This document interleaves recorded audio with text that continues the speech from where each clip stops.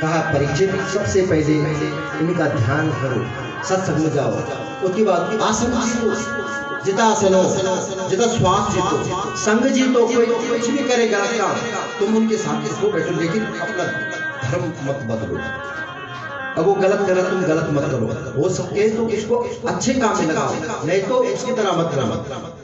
जिस प्रकार की चंदन से भुजंग रहते हैं, लेकिन चंदन कभी विष से युक्त नहीं होता है, वो अपनी शीतलता नहीं छोड़ना। उसी प्रकार एक व्यक्ति को भी चाहे कैसे भी माहौल में रहे, इसी को बोले संग जीतना चाहिए।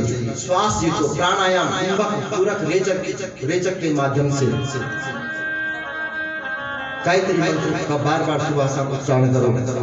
जितनी इंद्रियों पर थोड़ा विजय पाओ।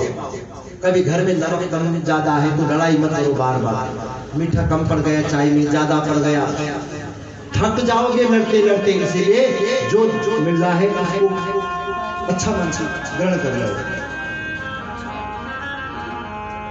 स्थूले भगवतो रूपे मना संधारयेत्। अब बोलते हैं कि भगवान का स्वरूप, और इस जीवन में बोला कि तुम क्या समझते हो 100 वर्ष मिलते हैं? 100 वर्ष केवल नाम के हैं, 100 वर्ष नाम के हैं। 24 घंटे का दिन ला, 12 घंटे हमारे खाने सोने में जाते कि नहीं जाते?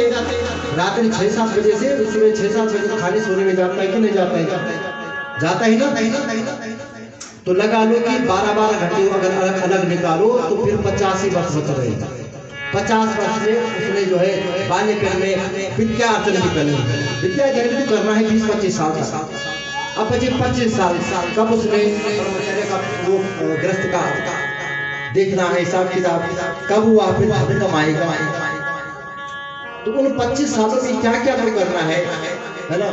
बाल बच्चों की देख रेख भी करनी, पैसा भी करना है, दान धर्म भी करना है। इसीलिए जब जहां पर मौका मिलता है उसको छोड़ना। अब भगवान का बताया है कि भगवान का दिल कितना बड़ा होता है। याद रखना, ये पंचांग में भी पूर्व में आता है, कभी भी पंडित जी से पूछ सकता है। घर में पंचांग रखा को लिखे हमारे कल की अवधि कितनी है किसी को पता? 4,32,000 वर्ष। कितनी है? जोर से बोलना।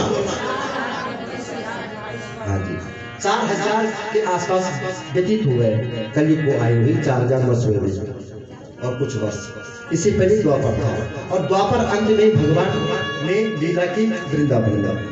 इससे दुगना 4 दूनी 8 32 ना 64। इतनी आयु किसकी थी? इससे जो पहले था द्वापर, उसमें 4 8 और जोड़े लगभग 13 लाख आसपास हुआ। वह किसकी आयु थी? त्रेता की, जब भगवान श्री राम हुए। और उसमें और जोड़ो तो 17.5 लाख आसपास वह आयु थी सतयुग की। इन सबको मिलाकर 40 लाख वर्ष के आसपास हुआ। इतनी उम्र एक, इसको बोलते एक चतुर्युगी। एक क्या बोलते हैं? 4 युग होते ना, सत्य, त्रेता, द्वापर और कलयुग। इन सबको मिलाकर एक चतुर्युगी बनता है। क्या बनता है? एक चतुर्युगी। इस प्रकार जब 71 बार से अधिक चले जाते हैं, ये कितनी बार? 71 बार। तब एक इंद्र बदलता है, तब बदलता है एक इंद्र। और जब एक इंद्र बदलता है तो उस समय एक मनु भी बदलते हैं। मनु और इंद्र इकट्ठे बदलते हैं। इस प्रकार ये इंद्र की और मनु की पदवी है। जैसे प्रधानमंत्री की यहाँ निश्चित 5 साल है, वैसे वहां इतनी है। इंद्र और मनु बदलते हैं। जब इंद्र और मनु, ये 14 इंद्र है, 14 ही मनु है, 14 बार बदलते हैं, तब ब्रह्मा जी का क्या होता है? एक दिन और एक रात केवल। इस प्रकार ब्रह्मा जी की 100 वर्ष की आयु है। कितनी है? इस प्रकार 100 वर्ष आयु है। और जो इस ब्रह्मा को, इन ब्रह्मा जी को बनाने वाले हैं, उनकी आयु कितनी होती होगी ये अंदाजा भी हम नहीं कर सकते। तब जाके समस्त नहीं होते। ब्रह्मा जी के इस एक दिन में 3 बार लय होते, सुबह, दिन में और शाम को। कितनी बार? 3 बार। पुनः ब्रह्मा जी सृष्टि का निर्माण करते।